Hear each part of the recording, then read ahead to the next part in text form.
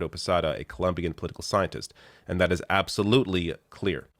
Petro's victory underlined a drastic change in presidential politics for a country that has long marginalized the left for its perceived association with the armed conflict.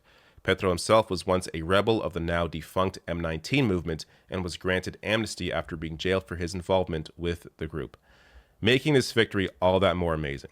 You have here a former fighter for the left, and finally, Colombia has now acknowledged the reality when it comes to what the left actually represents, the working class, this message of those that have been left behind. I'll get to more on that shortly, but here is more on this race from ABC News.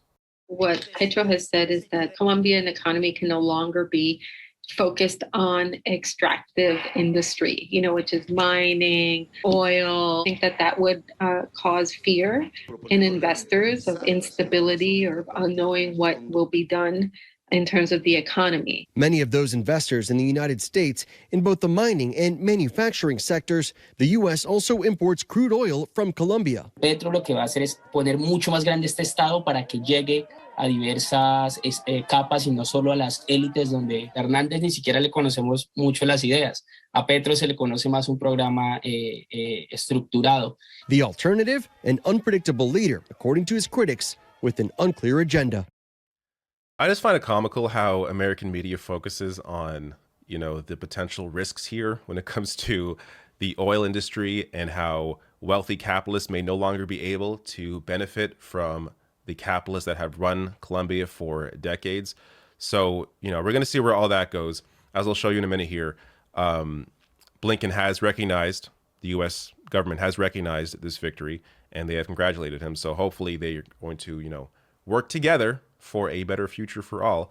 But more here from the platform. So Petro's platform focuses on making Colombia a leader in combating climate change, democratization of housing, credit, high corporate taxes, land reform for farmers, and specific land reform for Native and Black communities, women's equality in public office, and also I saw free university education as well, and Buen Vivir, which is a social philosophy focusing on community that is rooted in indigenous communities. So you have here, it's also a critique of capitalism. So you have here a true leftist leader fighting for the working class with some real change, recognizing these marginalized communities and actually offering something for them. And on that note here, his vice president, also the first Black vice president in Colombia as well.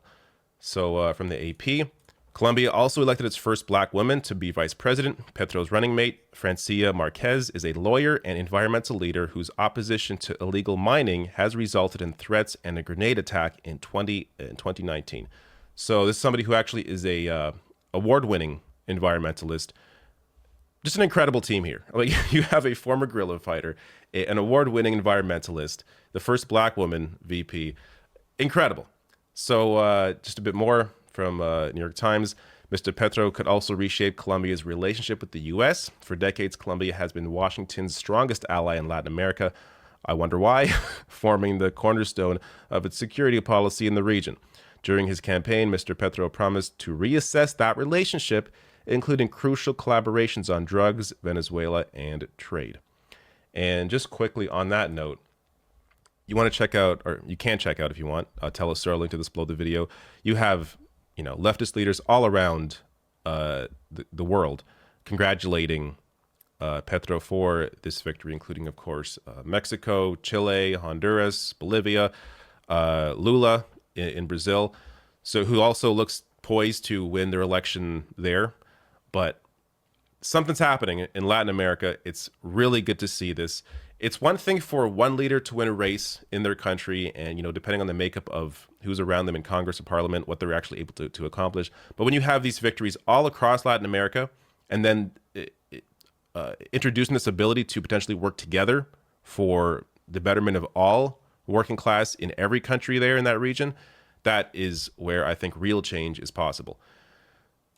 Last thing here, just as I said, Blinken congratulating the Petro, the winner. Congratulations to the Colombian people for exercising their right to vote and reaffirming the strength of their democracy. We look forward to continuing our strong partnership with President-elect Petro Gustavo and building a more democratic and equitable hemisphere. So hopefully No coups from the U.S. here. Good to see them publicly acknowledge this race and congratulate Petro. So awesome news. Really good to see. It can be hard to find positive news nowadays, but sometimes you have to look outside your borders to find it. And here is a great story out of Colombia.